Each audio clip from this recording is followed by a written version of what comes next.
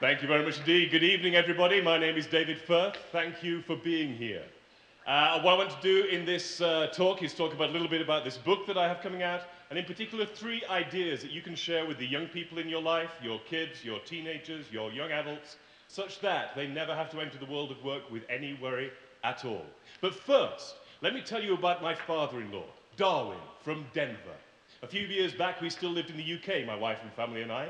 And Darwin from Denver came over to help me build a deck on the side of my house. I tell you, I was feeling so privileged. I was so excited because, as you can probably tell, English people don't do decks.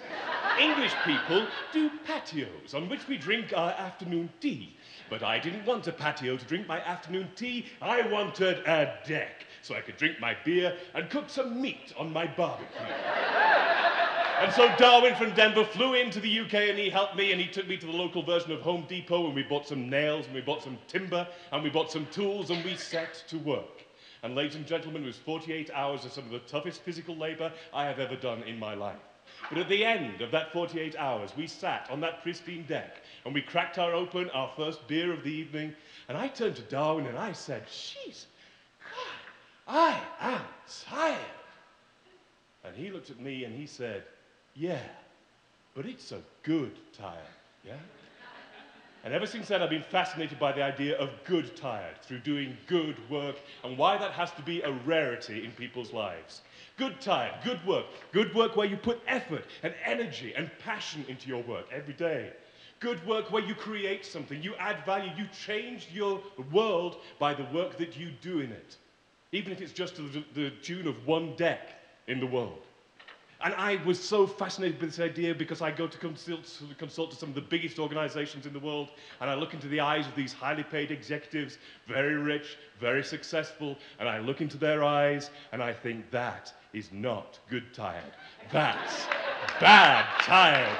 And I want to do everything I can to make sure that my 3 children never have to experience that, because I am sure you can't pay a human being enough to have that be a tolerable part of their lives. So, ladies and gentlemen, here are the 3 ideas that you can share with young people who are going into the world of work. Idea number 1, you will always have to work. And I don't mean the always have to work that they try to scare us with on the media all the time. You'll always have to work because your 401k is in tatters, or your retirement plans are shattered because of the tanking economy. You'll always have to work till you're 65 or 75 or 85. I mean the always have to work that my teacher in England taught me about when I was 11 years old. My science teacher, Mr. Newell, God bless him, who taught me that science defines work as the application of effort required to overcome resistance. Work, ladies and gentlemen, is the application of your effort and energy. It is not the thing you have to do to pay the bills and then you give you some time off just before you die. It is the application of your energy. And you have to think about what you're going to do, why you're going to do it, and most importantly, how. Because I say to my kids, there's a poet who said, work is love made visible. And every day, whether you are a shoeshine boy or the chief executive of a Fortune 500 company, you have the choice every morning to wake up and decide how you are going to do your work. And the second thing I'm going to say to my kids is, you will never earn any money because you'll be too busy creating money through how you add value to other people by serving them and satisfying your needs. I'm going to say to my kids, you don't need to find a boss, you need to find a customer. You don't need to find a workplace to go to every day of your life. You need to find a marketplace where you can trade your ideas with others. And the third thing I'm going to say to my kids is this: you are never going to turn out okay.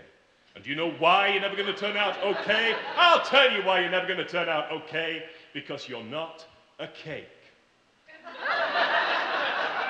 Cakes turn out one way or the other, but my kids are my kids. Ladies and gentlemen, my kids, just like yours, are talented, they are witty, they are funny, they have creativity and imagination beyond our comprehension. They have everything they need not to have to make a living, but to create a life.